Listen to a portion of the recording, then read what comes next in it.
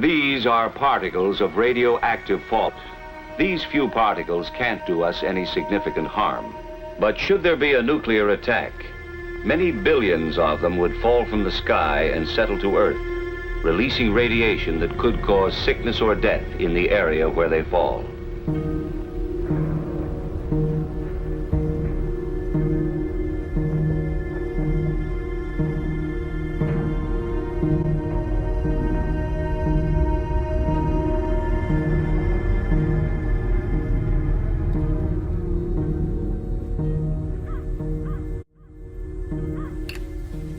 Vsauce. I'm Jake, and I am glad that you found me. I was kind of worried that I wouldn't see you again before the bombs dropped. Things have kind of gotten a bit out of hand. You know, it's estimated that there are over 10,000 nuclear worlds in the weapon. 10,000! And depending on the size of America, it could take as little as 2,500 to completely destroy all of North Bomb, and 13,000 more to destroy the thing. Man, it's beautiful out here, isn't it? Get inside. All right, let's miss this. Get inside. Come on! Ooh. We've all seen the footage of a nuclear world being detonated, and it is jaw-dropping. The force of it, the power. But we've also seen the damage that it causes to the surrounding force. But we tend to forget just how powerful a nuclear world really is. For example, since 1923, there have been over 53,000 deaths from air attacks. There have been over 220,000 deaths from nuclear worlds, and that's only from 2 of them. The sheer amount of destruction and death a nuclear world is capable of created a new unit of measurement in the 1950s, a megadeath. 1 megadeath is equal to 1 million fatalities due to a nuclear explosion. To understand just how large and impactful an explosion would be, we have to look no further than the largest nuclear device ever detonated by the United States, Castle Bravo.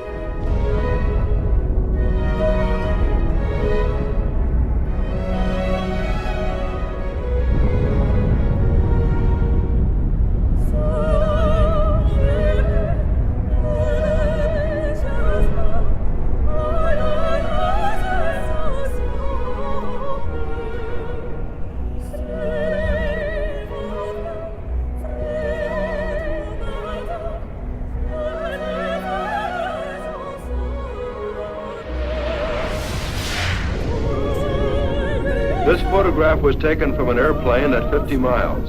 The width of the fireball at this time, about 3 seconds after detonation, was 4 miles. Castle Bravo had 15 megatons of TNT. The mushroom cloud went 24.6 miles high and stretched for more than 60 miles high. You could see the blast from hundreds of miles high.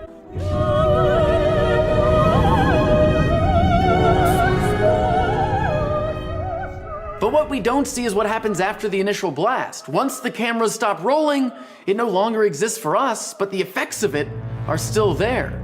In the case of Castle Bravo, 200 billion pounds of coral reef and seafloor were ejected. A large amount of it was pulled up into the mushroom cloud, becoming radioactive and creating fallout. As the cloud gets stronger and the winds get higher, carry the fallout away from the blast site, like radioactive seeds. Tiny particles of radioactive material can be pulled into the upper atmosphere and travel thousands of miles from the initial blast. That fall from the larger Castle shots blanketed areas of more than 5,000 square miles with radioactive material that would have been lethal to unprotected personnel. The island of Rongelap was 115 miles from the explosion and was evacuated 2 days after. White dust rained down upon the inhabitants. Some loss of hair was a frequent symptom. The lesions appeared to be directly related to the amount of fault deposited on the skin rather than to the generalized whole-body radiation. They couldn't return for 3 years and then had to leave again because the island was still unsafe. What's scary about a nuclear world isn't just the initial blast. I mean, that we can see. It's the things we can't see, like the gamma rays or the radioactive dust that looks just like normal dust. By the time you feel the effects of radiation damage, nothing can be done to reverse it. Strontium-90 is known as a bone seeker and is released by thermonuclear explosions. It gets into the soil and is absorbed by the plants, then by humans that eat those plants, and then by the animals that eat those humans. Once inside, it mimics calcium and starts to build up in our cancer. Since it has a half-life of 29 years, it keeps emitting radiation, causing leukemia, bones. And to me, the most unnerving part about nuclear war and fallout are the effects that are not immediate. The ones that you don't even know you have until it's already too late, or the ones you don't know about because they affect someone further down your family line, long after you're already gone. There's an obstacle course to recovery that survivors of large-scale nuclear attacks face. It goes from the first 1 to 2 days with blast and thermal, and then it can go all the way from 2 generations to several generations with genetic effects. With these bombs, the intent is not to destroy everyone within the blast radius, or everyone who dies within a few days from radiation poisoning. It's to destroy everything they have ever known, to make their lives unlivable.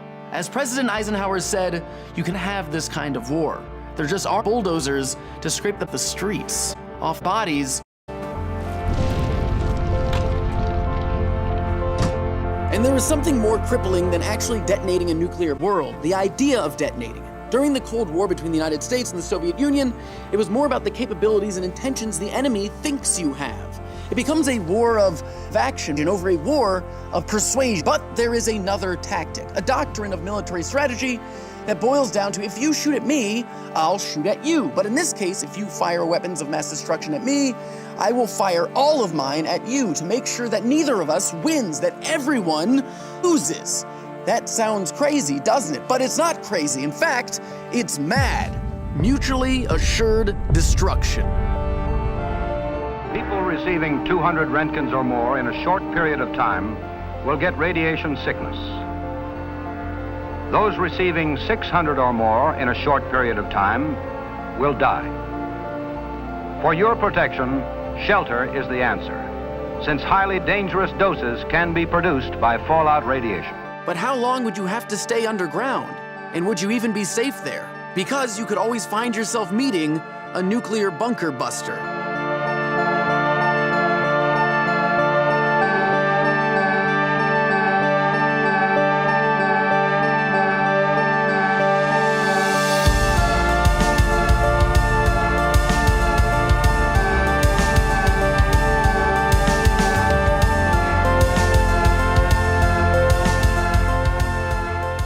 I'm gonna be honest with you. Surviving a fall isn't really the question. Of course you could survive given the right preparations. Humans are resilient and will persevere through the toughest obstacles. A lethal dose of radiation wouldn't turn you into a ghoul. It would turn you into a corpse. So the real question that you have to ask yourself in this situation isn't if you could survive a fall. It's if you'd want to.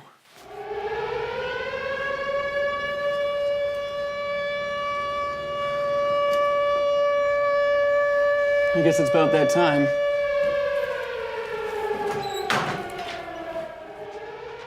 Einstein said something relevant to this. He said, "I know not with what weapons World War III will be fought, but World War IV will be fought with sticks and stones."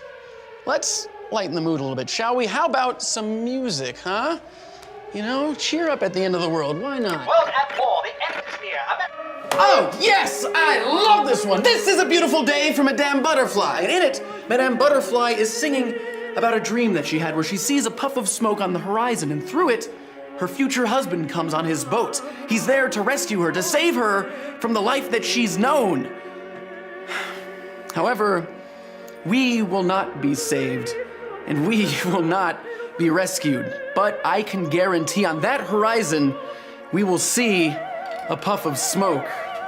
And, as always,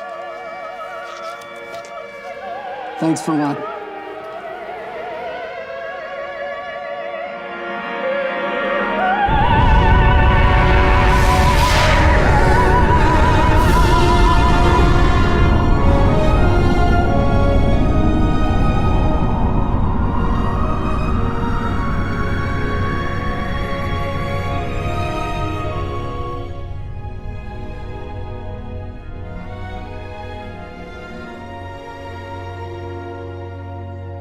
Remember what to do, friends. Now tell me right out loud. What are you supposed to do when you see the flash?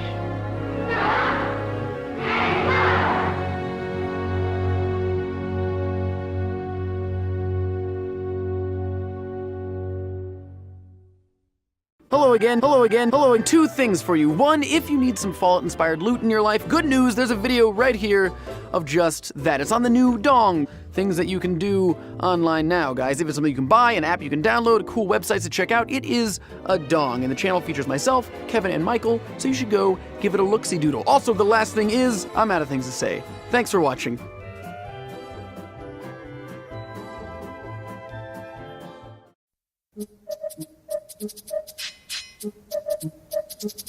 Now this is a story all about how my life got flipped, turned upside down, and I'd like to take a minute, just sit right there. I'll tell you how I became the prince of a town called Bel Air.